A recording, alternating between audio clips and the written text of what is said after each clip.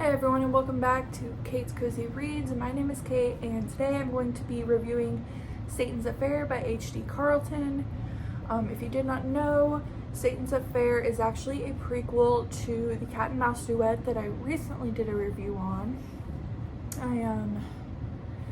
I read them out of order because I didn't think I would need to read Satan's Affair to read the Cat Mouse Duet, and you don't have to, but I would highly recommend it.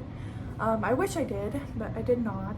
So I ended up reading it after, and then my next book I'm currently reading is Where's Molly? So, having said that, I've got my book here, and I'm going to flip to my page on Satan's Affair. So here's Satan's Affair. So, the genre is dark romance / thriller. It is actually only 140 pages. I don't know why I didn't read it before Haunting Adeline. Totally should have, because it's a very short read. I read it from October 23rd to October 24th. What did you think of this book? It was a good book. I wish I would have read it before the Cat and Mouse Duet though. I already knew the plot twist at the very end because of it. I love seeing things from Sibby's perspective. What was the most interesting, intriguing, challenging, or surprising thing? And I put 3 things down. I said, we got to see Sibby's interactions with Zane and Addie.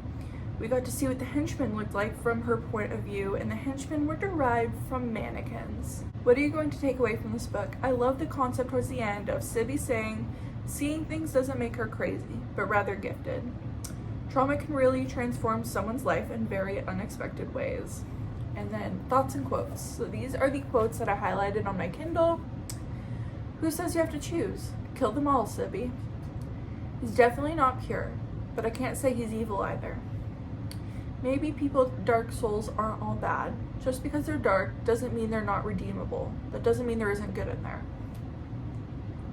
They say it's all in our head, but I think they're just suppressed. The things we see, they're not in our heads. They're in our faces, they're in our lives, and sometimes in our bodies. They just can't see them.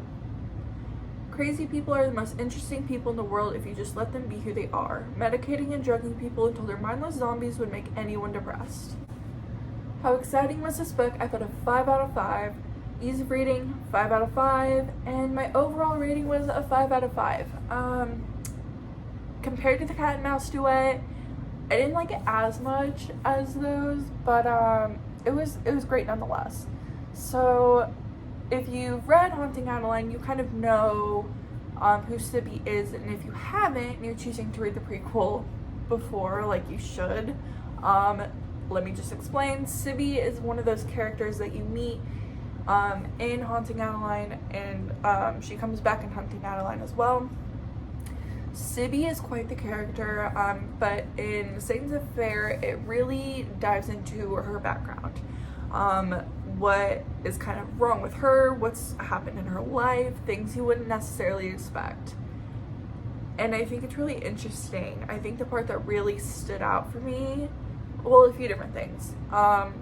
So one would definitely be, and this is spoilers, so you don't want to know, don't keep watching. But one thing is that, you know, it talks in Haunting Adeline about how her henchmen are imaginary. So that plot twist at the end I already knew was going to happen. What I found interesting, like I mentioned earlier, is that basically she took on these personalities from mannequins that were already at Satan's Affair. And she kind of morphed them into her henchmen. And I think that was really interesting. I also thought it was interesting and very sad at the same time. She was really deeply concerned about her mom, and her mom actually poisoned herself before even seeing Sibby.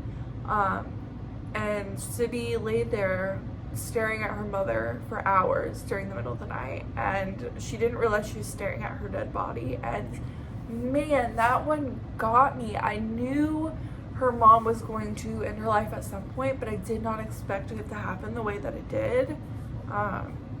So that was a real shocker. But yeah, I thought this book was really good. It was really interesting to read.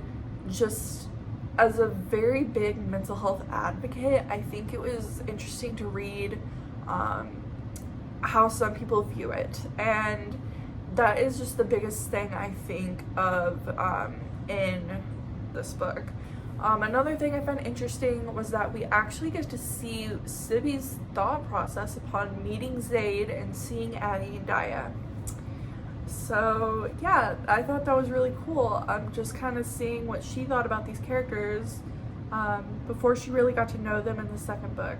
So anyway, that is my read. I'm currently reading Where's Molly, and I'll talk about that a little bit more in my next video, but Where's Molly so far is really freaking good. I'm enjoying it, and it's also a short read. It's not quite as short as Satan's Affair, but way shorter than the Cat Mouse Duet, so I'll keep you guys tuned on that, and with that, I will see you later. Bye.